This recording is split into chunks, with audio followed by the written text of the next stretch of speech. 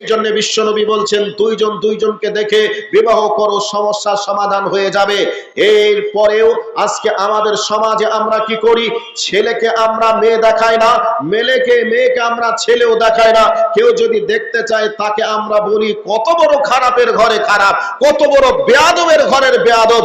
আজকে বাপ ভাই যেটা দেবে সেটাকে মেনে নেবে কিনা সে নিজে দেখতে চায়। এত বড় খারাপ ছেলে আমার ঘরে হলো কি করে, এই বলে অনেক বাপ মা তাকে লান টান করে তাকে অনেক কিছু ছোট বড় কথা বলে কি বলে না? বলে। কাজেই এটা আমাদের অজ্ঞতার পরিচয় ছাড়া আর কিছু নয়। কাজেই এবার চলে আসুন বিশ্বনবী জনাবে মুহাম্মদুর রাসূলুল্লাহ সাল্লাল্লাহু আলাইহি ওয়াসাল্লাম তিনি বলেছেন, তুনকিহুল মারআতা লিআরবাইন ওয়া লিমালিহা ওয়া লিহাসাবিহা ওয়া লিজামালিহা ওয়া লিদীনিহা ফাজফার বিযাতিদ দ্বীন তারিবাতি ইয়াদাক। মুত্তাফাকুন আলাইহি। বর্ণনাকারী হযরত আবু হুরায়রা রাদিয়াল্লাহু তাআলা আনহু। এর ব্যাখ্যা যিনি দিচ্ছেন তিনি হলেন আমাদের গ্রুপ লিডার নবী মুহাম্মদুর রাসূলুল্লাহ সাল্লাল্লাহু আলাইহি ওয়াসাল্লাম। তিনি বলছেন মানুষের চাহত, মানুষের গতি, চার রকম পদ্ধতি, চার রকম সিস্টেম দেখে একটা ছেলে একটা মেয়েকে বিবাহ করে। কি? একটা ছেলে যখন একটা মেয়েকে বিবাহ করতে চায় তো চার রকম পদ্ধতিতে বিবাহ করতে চায়, চার রকম সিস্টেমে বিবাহ করতে চায়। কেমন? নবীজি বলছেন তুনকিহুল মারআতা লিআরবাইন ওয়া লিমালিহা। ছেলেটা দেখে মেয়েটার বাবার সয় সম্পদ কতটা আছে, মেয়ের বাপ যেদিন মারা যাবে তার ওয়ারিশ হিসাবে কয় বিঘা সম্পত্তির মালিক হব। এই ধরনের চিন্তাধারা এক এক রকম পুরুষ আছে না নাই? কথা বলুন না ভাই, এক এক রকম মানুষ আছে না নেই? আছে। যে আমি শ্বশুর মারা গেলে শ্বশুরের সম্পদের মালিক আমি কতটা হব, বা আমাকে কতগুলো টাকা পয়সা আমাকে দিতে পারবে, এইরকম গুণ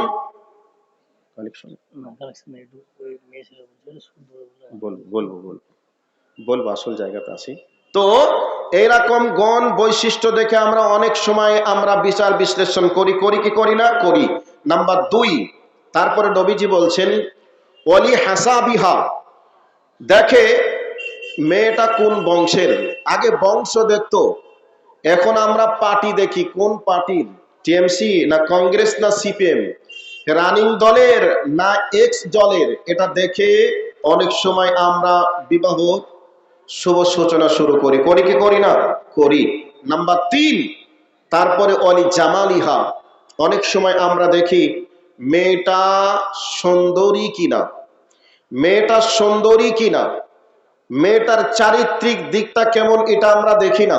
মেয়েটা বিবাহ করার আগে তার চরিত্রটা কেমন ছিল এরকম কোনোদিন খোঁজ খবর নিয়ে দেখার প্রয়োজনও আমরা মনে করি না। মেয়েটা সুন্দরী, আর কিছু দেখার নেই, বিবাহ চলবে, এইরকম এক শ্রেণীর পুরুষ সমাজে আছে না নেই? আছে। নবীজি বলছেন উম্মতের দল তোমরা কত সম্পদ পাবে এটা দেখিও না, মেয়েটা কোন বংশের এটা দেখিও না, মেয়েটা সুন্দরী কিনা এটা বড় কথা নয়। আমি নবী বলছি ফাজফার বিজাতিদ দ্বীন, তোমরা মেয়েটার ভিতরে দিন আছে কিনা দেখো। দিনদারি হলে বিবাহ করো, তোমার সংসার জীবন উন্নত হবে, তোমার দাম্পত্য জীবন সুখের হবে।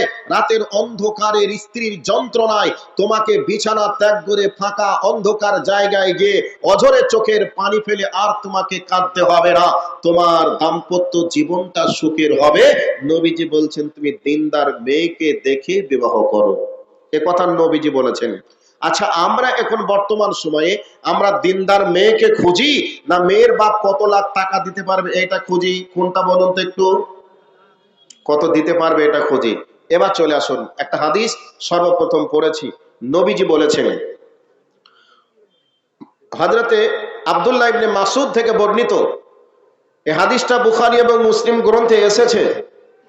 মিশকাত শরীফ 2য় খণ্ডের 267 পৃষ্ঠার মধ্যেও হাদিসটা এসেছে। নবীজি বলেছেন, ইয়া মাশারা শাবাব মান ইসতাতা মিনকুমুল বাত ফালিয়াতাজাওয়াজ। হে নওজওয়ানের দলেরা, এখনো পর্যন্ত যারা বিয়ে করেনি তাদেরকে নওজওয়ান বলে সম্বোধন করেছেন বিশ্বনবী। নবীজি বলেছেন, হে যুবক নওজওয়ানের দলেরা, মানিস্তাতা মিনকুমুল বাত, যাদের ভিতরে কওয়াতে বা বিদ্যমান আছে। কওয়াতে বার দুটি অর্থ। এক নম্বর অর্থ হলো, যেই পুরুষটার ভিতরে স্ত্রীর দৈহিক চাহাতকে পূরণ করতে পারবে, সেই পুরুষটার জন্য নবীজি বলছেন ফালিয়াতা জাওয়াজ, সে যেন বিবাহ করে। নাম্বার দুই, যেই পুরুষটা ইনকাম উপার্জন করে নিজের স্ত্রীর ভরণ পোষণের ক্ষমতা রাখতে পারে, সেই পুরুষটা ফালিয়াতা জাওয়াজ, সে যেন বিবাহ করে। এখন ধরে নেন একটা পুরুষের ভিতরে যৌবন বিদ্যমান, নিজের শারীরিক দিক থেকে সে ঠিক আছে, টাকা মানে শারীরিক দিক থেকে সে ফিট আছে, নিজের স্ত্রীর চাহাতকে পূরণ করতে পারবে, কিন্তু ইনকাম করতে পারে না। এ পুরুষটা এখন কি করবে বলুন তো আপনারা? কি করবে? ইনকাম করতে পারে না কিন্তু শারীরিক দিক থেকে ফিট আছে, তাহলে ওই পুরুষটার জন্য ইসলামিক বিধান কি? নবীজি বলছেন ফাআলাইহিস সিয়াম, তার উপরে রোজা, তার জন্য বিবাহ নয়, কারণ সে ইনকাম করতে পারে না। ইনকাম না করতে পারলে তুমি রোজা রেখে রেখে তোমার দৈহিক যে উত্তেজিত মনোভাব তৈরি হয়েছে, রোজার মাধ্যমে তুমি দমন করো, নষ্ট করো, তুমি বিবাহ করতে যেও না। আমি নবী তোমাকে বললাম তোমার জন্য রোজা। এক নম্বর। দুই নম্বর হলো, যেই পুরুষটা টাকা আছে, গাড়ি আছে, বাড়ি আছে, সব আছে, কিন্তু স্ত্রীর দৈহিক চাহাতকে পূরণ করতে পারবে না, ওই পুরুষটার জন্য শরীয়তের বিধান কি? সে কি বিবাহ করতে পারবে? কথা বলুন, পারবে? পারবে না। তার জন্য বিবাহ করা হারাম, সে বিবাহ করবে না। বিবাহ করলেই সমাজে অশ্লীলতা, বেহায়াপনা বেড়ে যাবে।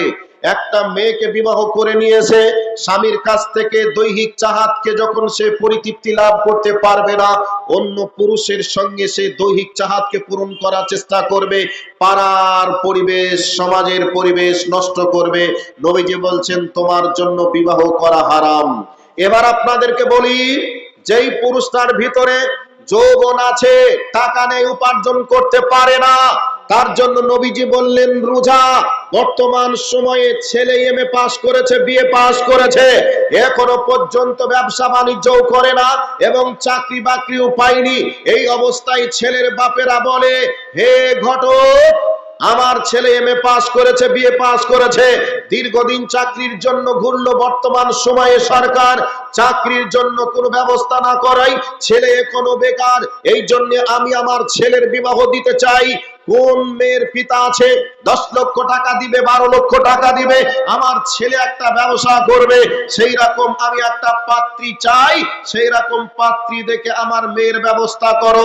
এইরকম কথা আপনাদের এলাকার কোন পিতা বলে কি বলে না? কথা বলুন, বলে কি বলে না? যদি বলেন বলে, তাহলে এর ওষুধ আমি দেব, আর যদি বলেন না, বলে না, সবাই আল্লাহর ওলি, তাহলে এই হাদিসের ব্যাখ্যায় আমি যাব না। আপনাদের এলাকার পরিবেশটা বলুন। কোন ছেলের পিতা কি বলে যে আমার ছেলে কোনো চাকরি পায়নি, বেকার, এই জন্য আমার ছেলেকে একটা ব্যবসা করিয়ে দিতে হবে, অথবা আমার ছেলেকে 10 লক্ষ 5 লক্ষ টাকা দিতে হবে? এইরকম দাবি দয়ার বিষয়টা আপনাদের সমাজে আছে, এলাকায় আছে? আছে? আছে। যদি থেকে থাকে আপনাকে বলে রাখি, শুনুন, আপনি ছেলে জন্ম দিয়েছেন, ছেলে চাকরি করবে নাকি ব্যবসা করবে, এ দায়িত্ব মেয়ের বাপের নয়, দায়িত্বটা আপনার।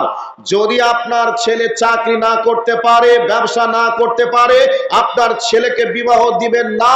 আপনার ছেলেকে বলবেন রোজা রেখে, বাবা তোমার যৌবনকে তুমি নষ্ট করো, যেই দিন তুমি ইনকাম করতে পারবে সেই দিনে আমি তোমার বিবাহ দেব। তুমি এই দায়িত্বটা পালন করো বাপ হিসাবে। আর যদি বাপ হিসাবে ছেলের বিয়ে দিয়ে 5 লক্ষ 10 লক্ষ টাকা নেওয়ার স্বপ্ন দেখো, তুমি 1 নম্বর অপরাধী, তোমার ছেলে হলো 2 নম্বর অপরাধী। তুমি 1 নম্বর অযোগ্য পিতা, দায়ুস কাপুরুষ, তোমার ছেলে হলো 2 নম্বর অযোগ্য কাপুরুষ। কাজেই তোমার মতো পিতা দুনিয়ায় বেঁচে থাকার অধিকার ছিল না, তোমার মতো সন্তানের বিবাহ করার প্রয়োজন ছিল না। তুমি রোজা রেখে তোমার দাম্পত্য জীবনকে তুমি নষ্ট করো। এই সংবিধান এসেছে আল্লাহর পক্ষ থেকে, আমার নবীর মাধ্যমে বিশ্ববাসীকে জানিয়ে দিয়েছে। অতএব তদানীন্তন সময়ে মেয়েকে জন্মগ্রহণ করাকে তারা কুপায়রা, অলক্ষণী, কুলক্ষণী মনে করত। কেন তাদেরকে মেয়ের বিবাহের সময় অনেক কিছুর একটা বিষয় বিশ্লেষণ ছিল বলে তদানীন্তন সময়কে মেয়েকে জন্ম দেওয়াকে অপরাধ মনে করত। আজকে এইরকম ডাকাতের বাচ্চা ডাকাত লুটপাট করে বলে আজকে মেয়ে জন্মগ্রহণ করাকে অপরাধ মনে করে। একটা দুইটা মেয়ে জন্ম হওয়ার পরে পরে যার কারণে বলে আর আমি ছেলে নেব না, কারণ আবার যদি আর একটা 3 নম্বর মেয়ে হয়ে যায় তাহলে আমি বিয়ে দিব কি করে, কারণ কোন ডাকাতের বাচ্চা কয় লক্ষ টাকা ডাকাতি করবে আমি জানি না। এই বলে মেয়ে জন্মগ্রহণ দিয়ে মেয়ে জন্ম দেওয়ার পরে বাপও রাত্রিতে ঘুমাতে পারে না, মাও রাত্রিতে ঘুমাতে পারে না। এইরকম সিচুয়েশন চলে কি চলে না? চলে। সেই জন্য বলছিলাম যারা স্বপ্ন দেখেছেন ছেলের বিয়েতে টাকা নিয়ে বিয়ে দিব, তাদেরকে বলি আল্লাহর কাছে জীবন দিতে হবে, এটাকে আপনি মাথায় রাখুন। আর আপনি টাকা দিয়ে ছেলের বিবাহ দিয়েছেন, জীবনে আর কোনোদিন ওই বই মায়ের হাতে আপনি কোনোদিন সম্মান পাবেন না, আর আপনি ওই ছেলের কাছে কোনোদিন ভালো ব্যবহার আর আশা করিয়েন না। আমাদেরকে অনেক জায়গায় বলে, মাওলানা সাহেব ছেলের বিবাহ দিলাম, বিবাহ দেওয়ার আগে পর্যন্ত ছেলে আমার অত্যন্ত ভালো ছিল, ভদ্র ছিল, আমার উপর দিয়ে কোনো কথা বলতো না। যেই দিন থেকে বিবাহ হয়েছে সেই দিন থেকে আমার বৌমা এসে আমার ছেলেকে একটু একটু করে ভাঙিয়ে ছেলেটাকে যেন সে নিজেই দখল করে নিয়েছে। ওই বৌমা আর আমাদের কথা শোনে না। কাজে মাওলানা সাহেব জুম্মার দিন আছে, মাওলানা সাহেব সামনে আমার গ্রামের জালসা, অতএব কোনো বক্তাকে বলবেন বাবা মার সেবা না করলে সে কি হবে, আর বাবা মার সেবা না করলে কোন জায়গায় যাবে। অতএব ছেলেকে একটু বাবা মার সেবা যত সম্পর্কে একটু কোরআন হাদিস থেকে বোঝাবেন। এইরকম কথা হাজার হাজার নয়, শত শত নয়, হাজার হাজার মেয়ে ছেলের বাপ আমাদেরকে একথা বারবার বলে। বন্ধুরে আপনাদেরকে বলে দিই, যেই দিন থেকে আপনার ছেলের বিয়ে দিয়েছেন সেই দিন ছেলেটাকে বিক্রি করে দিয়েছেন। যেই দিন থেকে ছেলের বিয়েতে টাকা নিয়েছেন সেই দিন থেকে আপনার ছেলের সঙ্গে ভালো ব্যবহার পাবো, বোমার ভালো সেবা পাবো। এটাকে আপনার মাথা থেকে ডিলিট করে দেওয়ার প্রয়োজন ছিল। কেন প্রয়োজন ছিল আপনাদেরকে একটু বলে দেই। ঘটক মশাই বলেছে একটা বাপের একটাই ছেলে, ছেলেও চাকরি করে, অতএব তুমি যদি তোমার মেয়ের বিবাহ দিতে পারো ওই ছেলের সঙ্গে, আর পিছন দিকে তোমাকে তাকিয়ে দেখতে হবে না।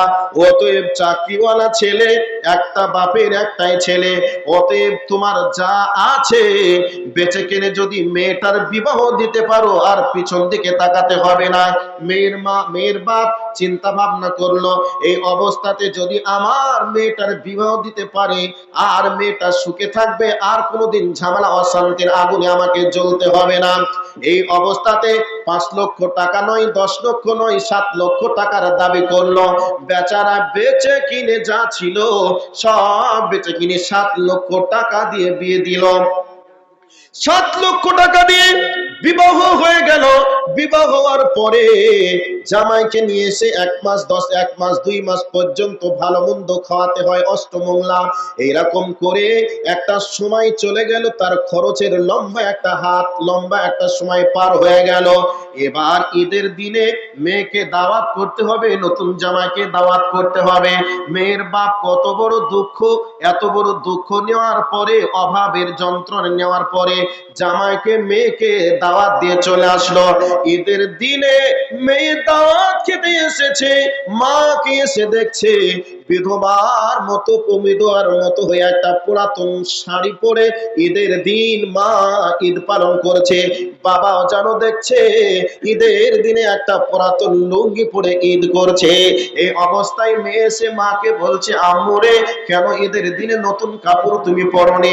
আব্বা, কেন ঈদের দিনে তুমি একটা নতুন লুঙ্গি পরনি? এবার মেয়েকে বুঝতে দিল না। মাও বলল, বাবার এই লুঙ্গিটা তো ভালোই ছিল, একটু ছিঁড়ে গেছে। মাও একটু মেয়েকে বলে দিল, মা রে, আমি একটু অসুস্থ ছিলাম, মার্কেটে তোমার বাবাও যেতে পারেনি, অতএব কাপড়টা ঠিক আছে।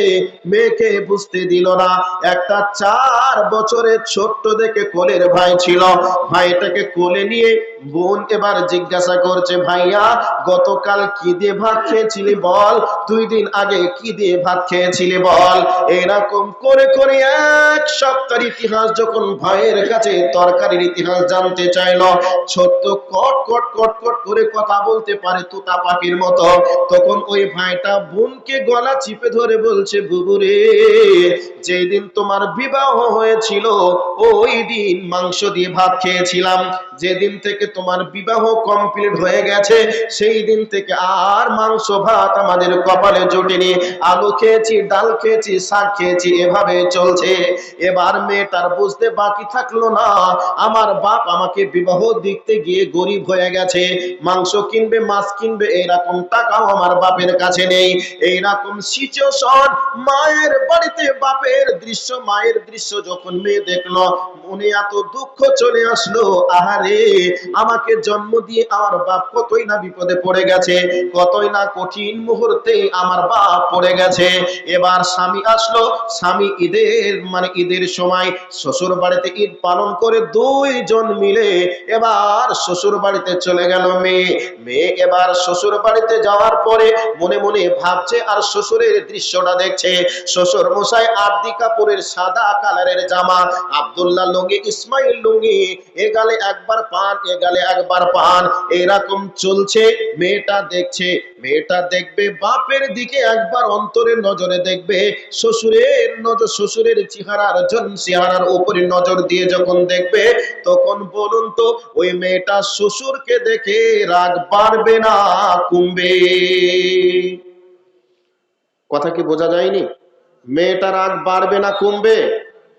পায়ের রক্ত একবারে মাথায় উঠে গেছে, মাথার রক্ত টকবক করে ফুটছে। ডাকাতের বাচ্চা ডাকাত, আমার বাবার বাড়ি থেকে ডাকাতি করে নিয়েছে তুমি আব্দুল্লাহ লুঙ্গি আর ইসমাইল লুঙ্গি আর আরদি কাপড়ের জামা, আর তুমি এগালে পান আর ওগালে পান আর মুস্কি মুস্কি হাসছো আর সূরা ইয়াসিনে তেলাওয়াত মারছো, দাঁড়াও তোমার খবর আছে। ভদ্রলোকের বাচ্চা রাত্রি 11টা পর্যন্ত ঠাস ঠুস করে ক্যারাম খেলে বাড়ি এসেছে। মেয়েটা একবারে বসে বসেছে, রাগ আর লোড নিতে পারছে না। রাত্রিতে এসে স্ত্রীকে বলছে, সলিহা কি হলো, ঘুমিয়ে গেছো না? পাশে বসেই যখন স্বামী স্ত্রী এক জায়গায় বিছানায় শোবে, তখনই স্ত্রী তখন বলছে, শোনো, আমার গায়ে হাত রাখার আগে তোমার সঙ্গে আমার কিছু কথা বলো।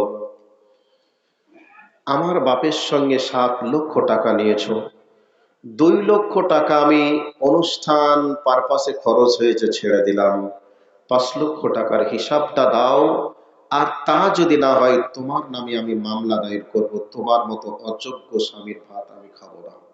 কেন? ঝগড়া চলছে, 11টায় এসেছে, সারা রাত ঝগড়া চলতে চলতে ফজরের আজানের সময় হয়েছে, 2জনাই ঘুমিয়ে গেছে। এমত অবস্থায় হাবিব, ছেলের নাম হাবিব, হাবিব ফজরের আজানের আগে আগে ঘুম পাড়লো, আর বাপ মসজিদ থেকে নামাজ পড়ে আউযু বিল্লাহি মিনাশ শাইতানির রাজিম বিসমিল্লাহির রহমানির রহিম ইয়াসিন ওয়াল কুরআনিল হাকিম ইন্নাকা লামিনাল মুরসালিন আলা সিরাতিম মুস্তাকিম, এইরকম করে সূরা ইয়াসিনের তেলাওয়াত হয়ে গেল। সুবহানাল্লাহ আলহামদুলিল্লাহ বলতে বলতে ছেলের দরজার দিকে চলে গেল। বাপ হাবিব রে, ছেলের কান জেগে গেছে, আবার বলছে, বাপ হাবিব রে, ট্রেক্টরটা নিয়ে মাঠে যেতে হবে, উঠ। ছেলে মনে মনে ভাবলো, এখন যদি বাপকে ভদ্রভাবে কথা বলে তাহলে তো মাঠে যেতে হবে ট্রেক্টর নিয়ে, কাজে এখন বাপকে নরম ভাবে কথা বলা যাবে না, গরম ভাবেই বলতে হবে। এবার দরজাটা খুলেই বলছে, শরীরের বাচ্চা, তোর মুখে লাথি মেরে দেবো, কে এত সকালে ডাকছিস? এবার ছেলের কথা শুনে বাপ হুবড়িয়ে বুক ফেটে কাঁদতে কাঁদতে মসজিদে গিয়ে ইমাম সাহেবকে বলছে, ইমাম সাহেব, আজকেই শুক্রবার, আমার ছেলে জুম্মার নামাজ পড়তে আসবে, আমার ছেলেকে আমার বৌমা ভাঙিয়ে নিয়ে এমন ভাবে করে নিয়েছে, আমাকে বলছে বুকে লাথি মেরে দেব, আমার ছেলেকে আর আমার হতে দেবে না, আমার ছেলে আমার বৌমা দখল করে নিয়েছে, অতএব আপনি বাপ মার সেবা যত্ন সম্পর্কে বোঝান। আচ্ছা বলুন তো, এই ছেলেটাকে আর এই মেয়েটাকে আমার মতো ইবাদুল্লাহ কেন সৌদি আর কাবা শরীফে ইমাম এসেও বুঝে কি তাদের ব্রেইন শান্ত করতে পারবে? পারবে? ওই বৌমা এই শ্বশুরকে কি ভালো চোখে দেখবে? আর এই স্বামীর প্রতি কি কোনোদিন তার যত্ন থাকবে? থাকবে না। পজিশনটা খারাপ। এই জন্য বিশ্বনবী আমার বলছেন, টাকা উপার্জন করতে পারলে তুমি বিবাহ করো। নিজের স্ত্রীর ভরণ পোষণের ক্ষমতা তোমার যদি থাকে, ফালিয়াতাজাওয়াজ, তাহলে তুমি বিবাহ করো। আর যদি তুমি উপার্জন করে তোমার স্ত্রীর ভরণ পোষণের দায়িত্ব পালন করতে না পারো, তাহলে তুমি বিবাহ করিও না, বিবাহ করিও না।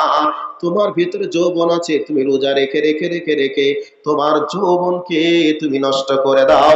তুমি খবরদার, ডাকাতের বাচ্চা ডাকাত, তুমি কারোর বাড়িতে ডাকাতি করতে যেও না। সমাজ কোন পথার কারণে শত শত মেয়ে আজকে যৌবনের তাড়না ধরে রাখতে না পেরে তারা অন্যায় পথে নামতে বাধ্য হয়েছে। এইরকম আপনি রিপোর্ট খুঁজে বার করে দেখুন। আজকে পণের কারণে অনেক মেয়ে বিবাহ করতে পারে না। পণের কারণে বাপ মেয়ে জন্ম দিয়ে রাত্রি তার ঘুমাতে পারে না। রাতের অন্ধকারে চোখের পানি ফেলে ফেলে কাঁদে আর বলে বিয়ের বিবাহর সময় হয়ে গেছে, না জানি কি চাইবে, কি করে দিব। আর ভালো মন্দ দুটি খেতেও পারে না, শরীরে কিছু পরিধান করবে, করতেও পারে না। টাকা পয়সা জমিয়ে জমিয়ে জমিয়ে জমিয়ে রেখে তারপরে সব কিছু দেওয়ার পরেও বলবে এটা আমার পছন্দ নয়, এটা লাগবে, ওটা লাগবে। এইরকম করে দাবি করে বসে। বসে কি বসে না? বসে। আল্লাহর নবী তাদের জন্য বলছে, তুমি একজন বড় জালিম।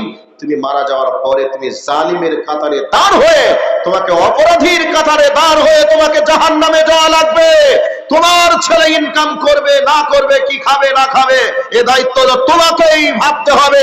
তুমি মেয়ের বাপের কাছে কেন তুমি টাকা দাবি করে বলতে পারো আমার ছেলেকে বিবাহ, আমার ছেলের জন্য ভাবতে হবে ব্যবসা বাণিজ্য কি করে করতে পারে, কি করে করতে হবে। তুমি কাপুরুষের বাচ্চা, কাপুরুষ, তুমি ছেলের বিবাহ দিতে যাও না। তোমার ছেলে অযোগ্য, তোমার ছেলেকে রোজা রেখে তোমার যৌবনকে নষ্ট করতে বলো। এটা রাসূলের সার্কুলার। একটা হাদিস আপনাকে দিলাম, কোরআনের আয়াতে চলে আসুন। বিসমিল্লাহির রহমানির রহিম। ওয়া বিমা আনফাকু মিন আমওয়ালিহিম। আল্লাহ পাক বলছেন, হে পুরুষের দল, ইনকাম করবে আর খরচ করবে তোমার স্ত্রীর পিছনে। তোমার স্ত্রীর শীতের দিনে কি কাপড় লাগবে না লাগবে এটা তোমার বিষয়। তুমি জানো তোমার স্ত্রীকে বাপের বাড়ি পাঠিয়ে দিয়ে শীত বস্ত্র নিয়ে আসার জন্য তুমি পাঠিয়ে দিও না। আমার আল্লাহ বলছেন, ওয়াবিমা আনফাকু মিন আমওয়ালিহিম, আমি তোমাকে পুরুষ বানিয়েছি, তুমি ইনকাম করবে, উপার্জন করবে আর তোমার স্ত্রীর পিছনে খরচ করবে। আমরা কি করি? মেয়ের কাপড় তো লাগবেই লাগবে, জামাইকেও কাপড় দিতে হবে, আবার একটা বাচ্চা হবে, ওই বাচ্চারও কাপড় দিতে হবে। মেয়ের বাপ যে কি বিপদে পড়েছে, মেয়ে জন্ম দিয়েই সে বিপদের শেষ নেই। জামাইকে পড়াতে হবে, বিটিকে পড়াতে হবে, নাতিকে পড়াতে হবে। আরে ভদ্রলোকের বাচ্চা, সবই যদি মেয়ের বাপ দেবে, তা তোর বাপ কি দেবে? ভাই কথাগুলি শুনে হয়তো খারাপ লাগছে, সিস্টেমটি কেমন চলছে কি চলছে না? চলছে। কার কার খারাপ লাগছে একটু বলুন তো ভাই, যদি খারাপ লাগে বলবো না, বলেন কার কার খারাপ লাগে একটু বলেন। যদি কারো খারাপ লাগে, ওই মালটা নিয়ে বসে আছে, ওই লোকটা ওইভাবে নিয়ে বসে আছে বলে তার খারাপ লাগতে পারে। আসলে এটা খারাপ নয়, আসলে এটা মানে সমাজের একটা বড় ব্যাধি, সমাজের বড় একটা ক্যান্সার। আর এর জন্য সমাজ আজকে ধ্বংসের জায়গায় চলে যাচ্ছে।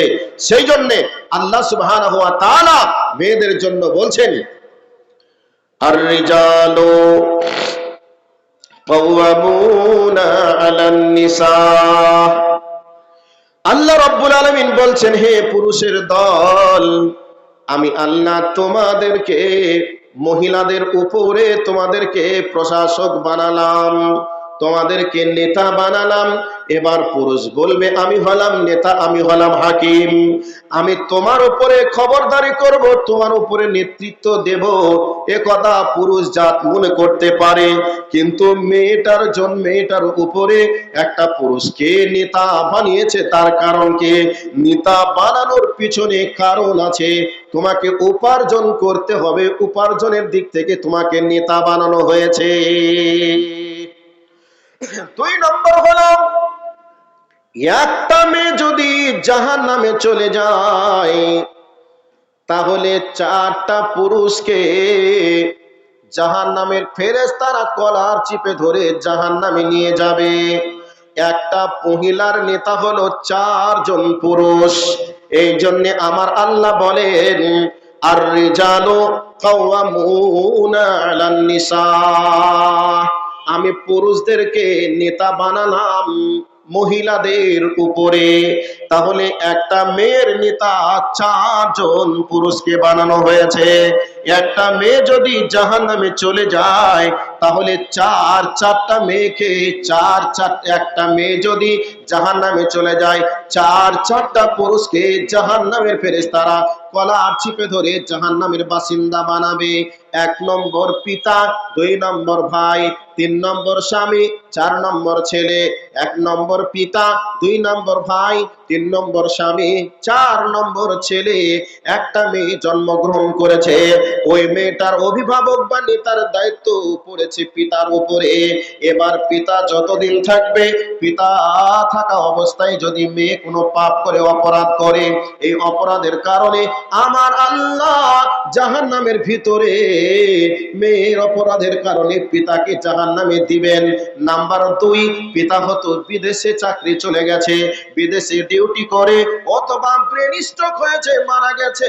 এই অবস্থায় তার ভাই আছে, ভাই তার পিতার অনুপস্থিতিতে ভাই হয়ে গেল মেয়ের অভিভাবক, ভাই হয়ে গেল বোনের নেতা। এবার ভাই থাকা অবস্থায় বোন যদি শরীয়ত বহির্ভূত অন্যায় কোনো কাজে লিপ্ত হয়ে যায়, বেপরদায় চলে, নামাজ পড়ে না, একবারে অশ্লীল পোশাক পরে চলে, এই অপরাধ করার কারণে জাহান্নামের ফেরেশতারা ভাইকেও জাহান্নামের বাসিন্দা বানাবে। নাম্বার 3, মেয়ে এবার বিবাহ দিয়ে দিয়েছে, বিবাহ দেওয়ার পরে স্বামী থাকা অবস্থায়, মেয়ে স্বামী থাকা অবস্থায় স্ত্রী যদি কোনো অন্যায় করে, তাহলে এই অন্যায় করার কারণে তাহলে স্বামীকেও জাহান্নামে যাওয়া লাগবে।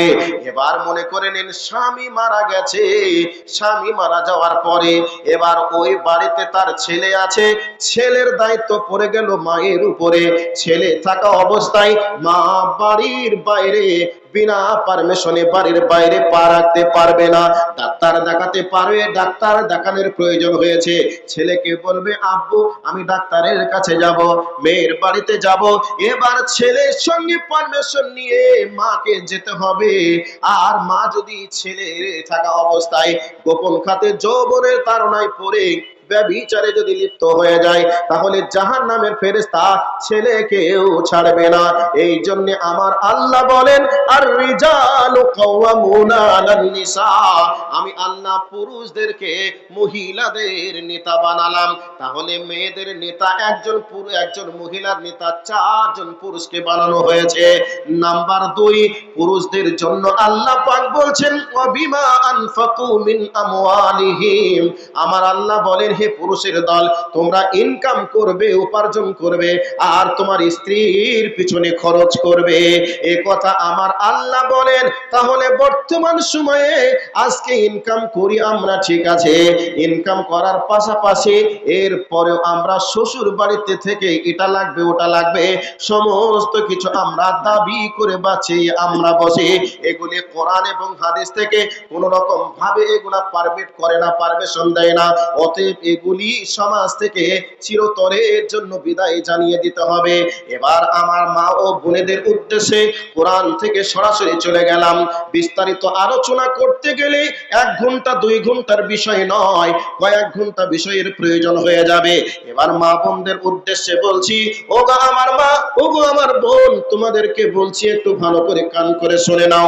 আমার আল্লাহ বলেন, যে মেয়েটার ভিতরে তিনখানা গুণ বিদ্যমান থাকবে রে, ওই মেয়েটাকে আমার আল্লাহ দুনিয়াতে সলিহা ডিগ্রি দিবে, আর সলিহা ডিগ্রি দেওয়ার পরে পরে ওই মেয়েটাকে দুনিয়ায় সলিহা ডিগ্রি দেবে, আখেরাতে ওই মেয়েটাকে বিশ্ব সুন্দরীর মর্যাদা দিয়ে জান্নাতি মেহমান বানিয়ে দেবে।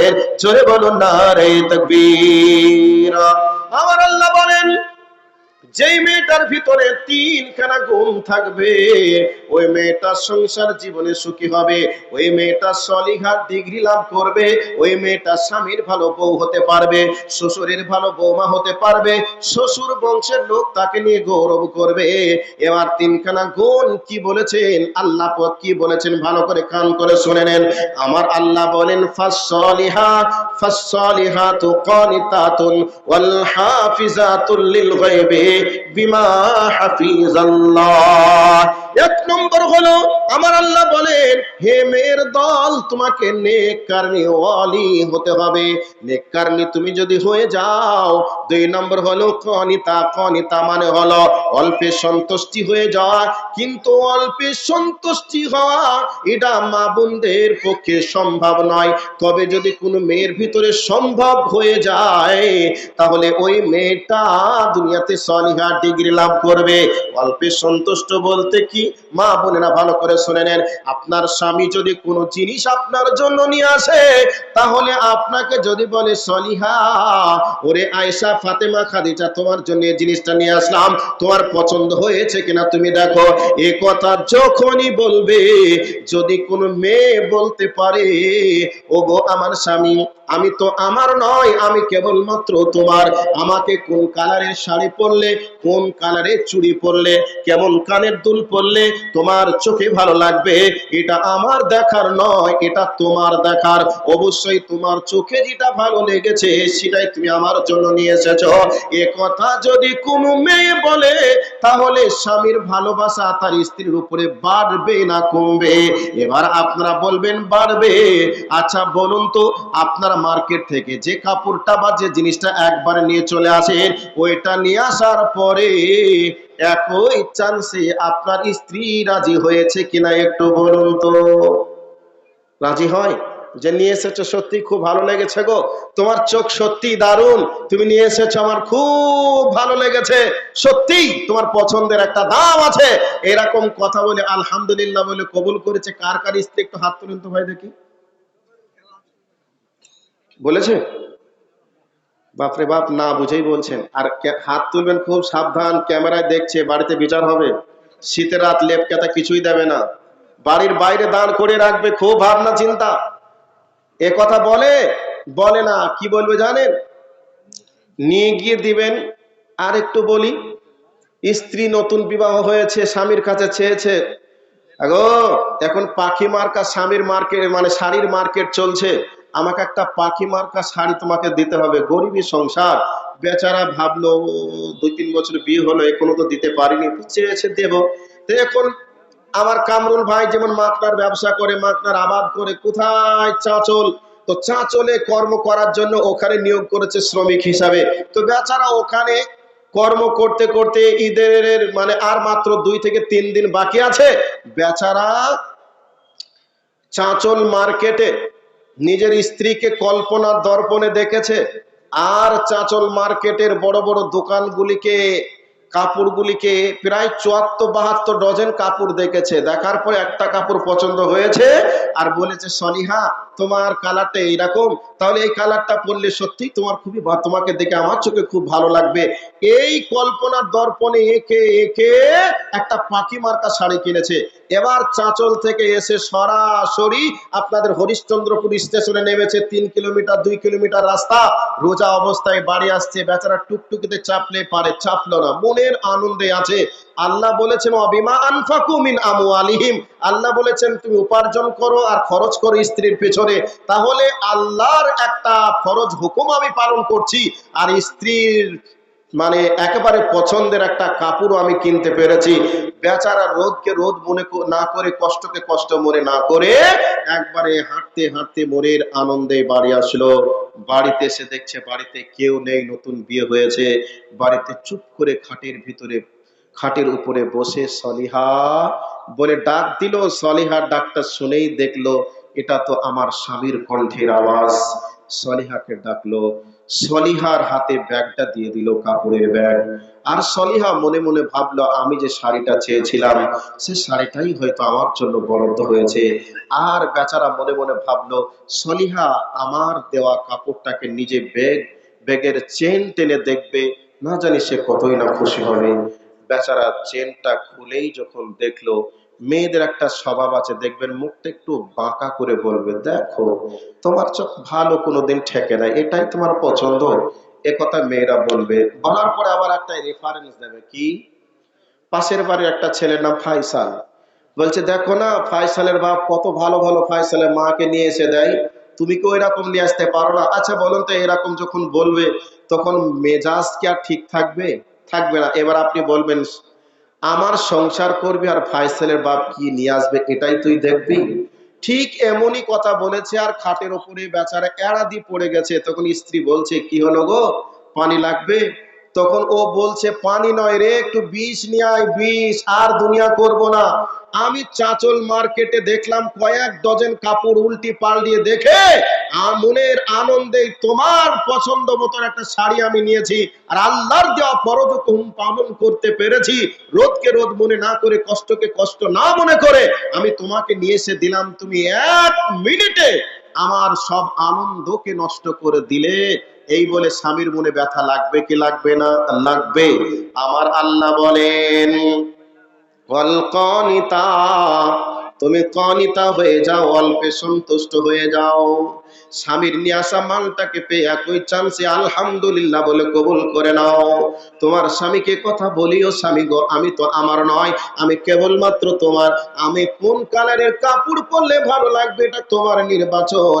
অতএব তুমি নিয়ে এসেছো, খুবই ভালো লেগেছে।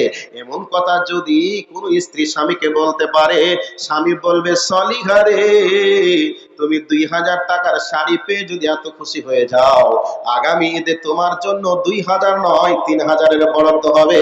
এইরকম ভাবনা চিন্তা করবে কি করবে না? করবে। আমার আল্লাহ বলেন অল কনিতা, কনিতা হয়ে যাও, তাহলে তুমি দুনিয়াতে স্বামীর ভালো বউ হতে পারবে। এবার কোন বাড়িতে 5 ভাই একই সংসারে আছেন, 5 ভাই একই সংসারে থাকার কারণে শ্বশুর মশাই মার্কেটিং করে। এবার মার্কেটিং করে নিয়ে এসেছে 5টা বৌমার মধ্যে যদি কোনো একটা বৌমা এমনই হয়, ববুরে তোমরা 4 জন 4টা নিয়ে নাও, অবশিষ্ট যেটা থাকবে সেটা আমি নিব। এইরকম যদি কোনো গুণের মেয়ে হয়ে যায়, বৌমা হয়ে যায়, শ্বশুর মশাই তাকে নিয়ে গৌরব করবে কি করবে না? করবে। আমার আল্লাহ বলেন অল কনিতা, কনিতা হয়ে যাও। ওয়া বিমা হাফিজাল্লাহ, তোমাকে আমি আল্লাহ বডিটা দিয়েছি রে, এই বডিটাকে তুমি হেফাজত করো, সংরক্ষণ করো। তোমার বডিটা যেন তোমার কোনো পাড়া প্রতিবেশীর যুবক না দেখে, তোমার পাড়া প্রতিবেশীর দেওর দেখে আনন্দ না পায়, তোমার মাথার কুচকানো কুচকানো সুন্দর চুলগুলি দেখে কেউ যেন আনন্দ না পায়। তোমার মিষ্টি হাসিটা তুমি তোমার স্বামীর জন্য রিজার্ভ রেখে দাও। অতএব তোমার স্বামীর মালের তুমি ক্ষতি করো না, নষ্ট করিও না। তুমি যদি এই 3টে জিনিস তুমি যদি কন্ট্রোল করতে পারো, এই 3টা জিনিস তোমার ভিতরে যদি বিদ্যমান রাখতে পারো, আমি আল্লাহ তোমাকে সলিহা ডিগ্রি দেব। দুনিয়ায় সলিহা ডিগ্রি তুমি যেমন লাভ করবে, স্বামীর ভালো স্ত্রী হতে পারবে, সংসার জীবনে তুমি সুখী হতে পারবে, জান্নাতের তুমি বিশ্ব সুন্দরের মর্যাদা তুমি লাভ করতে পারবে। আজকে বলুন তো, এই যে 3টির কথা বলা হলো, এই 3টে কথা আবার 3টে গুণ বৈশিষ্ট্য নিয়ে আসার জন্য আবার নতুন করে কি কোন স্কুল কলেজে অ্যাডমিশন নিতে হবে? নিতে হবে না। অ্যাডমিশন নেওয়ারও প্রয়োজন হবে না, আপনাকে নতুন করে শেখারও প্রয়োজন হবে না। আমার আল্লাহ যে কথা বলেছে, এই কথার দিকে যদি আপনি কর্ণপাত করে একটু যদি গাইডলাইন মেনে চলেন, আপনার সংসার জীবন সুখী হবে, আনন্দের হবে। তার পাশাপাশি বিশ্ব সুন্দর মর্যাদা নিয়ে আপনি জান্নাতুল ফিরদাউসের মেহমান হয়ে যেতে পারবেন। তাহলে একটা টিপস আপনাদেরকে দিলাম কোরআন থেকে। আর এতক্ষণ যেগুলো ওষুধ দিয়েছি, তো ওষুধ যাদের প্রয়োজন নিবেন। যদি কোনো যুবক থেকে তাকে ভুল করে শ্বশুরের সঙ্গে বিয়ে করে একটা গাড়ি নিব স্বপ্ন তুমি দেখো না, জীবন কয়লাকালি হয়ে যাবে। খেতে বসতে উঠতে বলবে যে আমার বাপ দিয়েছিল বলে চোরে বাঁচলে, কথা বারবার বলবে, শুনে রেখো। এবার চলে আসুন মা ও বোন, আপনাদের দিকে লক্ষ্য রেখে কথা আমি আর বাড়াতে পারছি না, পিছনে আর একটা উদ্দেশ্য আছে। কিন্তু আমি আর একটা কথা আপনাদেরকে ছোট্ট করে বলে দিই, বলে দেওয়ার পরে আমি আসল জায়গাতে আসব। একটা কথা কি, এ পৃথিবীর মধ্যে একটা ব্যক্তি এসেছিল যার নাম ফিরাউন। সে বলেছিল আনা রব্বুকুমুল আলা, আমি হলাম বড় রব, এ কথা দাবি করেছিল কে? ফিরাউন। আচ্ছা, ফিরাউনের স্ত্রীর নাম কি কেউ বলতে পারবেন? আসিয়া। আমার পরে একটু সন্ধ্যার দিকে একজন আলোচনা করছিল, বলছিল আসিয়া রাদিয়াল্লাহু তাআলা আনহা। জি না, পৃথিবীর মাটিতে 4 জন মহিলাকে আল্লাহ নবীয়তি টাইটেল দিয়েছিলেন। নবী বানাননি, কিন্তু নবীয়তি টাইটেল দিয়েছিলেন। তার মধ্যে একটা হলো আসিয়া আলাইহিস সালাম রাদিয়াল্লাহু তাআলা আনহু, নয় বা আনহা নয়, আসিয়া আলাইহিস সালাম। মানে আল্লাহ নবীয়তি টাইটেল দিয়েছিলেন কার স্ত্রীকে? ফিরাউনের স্ত্রীকে। কেন দিয়েছিলেন? লম্বা বিস্তারিত ব্যাখ্যা এখানে আছে। তো আমি ওই দিকে যাচ্ছি না, মেন পয়েন্টে যাচ্ছি।